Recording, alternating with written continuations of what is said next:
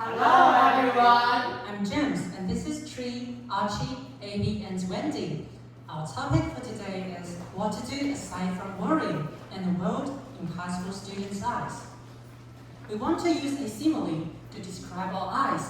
They are like kaleidoscopes and the world it shows is diverse and colorful. Later, we will introduce 4 global issues relating to 4 adjectives that we use to describe the world. First, the deteriorated environmental crisis. Second, the chaotic refugee issue. Third, rapid development of AIs and the unfair child marriages. Now, let's move into the first part. First, I'm going to talk about the topic of environmental education for sustainability. Every day, we see news about natural disasters such as earthquakes, floods, droughts, or forest fires happening around the world. They cause numerous people homeless and hopeless.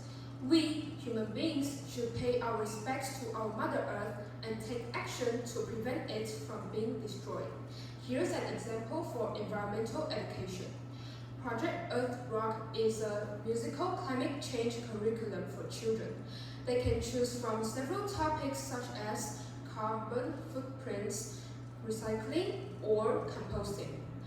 It has cross-curricular learning and versatile resources so that children can learn them quickly and start it at an early age. So, what can we do to promote environmental protection education? The war in Ukraine and the number of refugees have led us an impression the war is chaotic. Today I'll talk about the plight of international refugees. There are 4 types of refugees, including war, political, economic, and environmental refugees. Let's go further. Have you ever wondered what problem refugees may face? They may face like violence, lack of food and water, forced labor, and sexual harassment.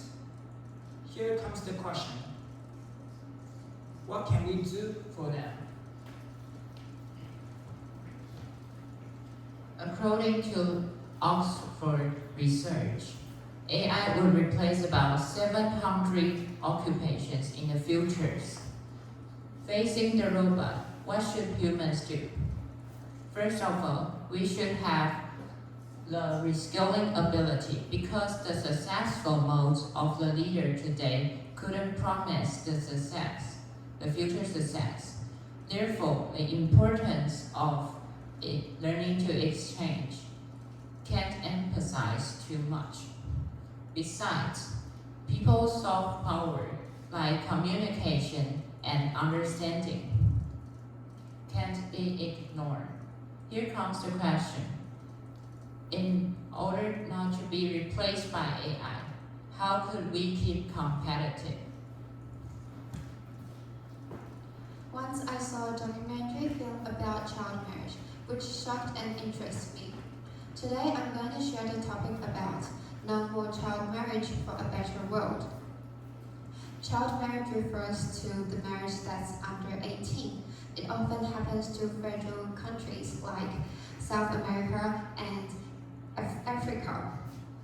Girls are forced to get married because of poverty, social customs, lack of education, and unmarried pregnancy.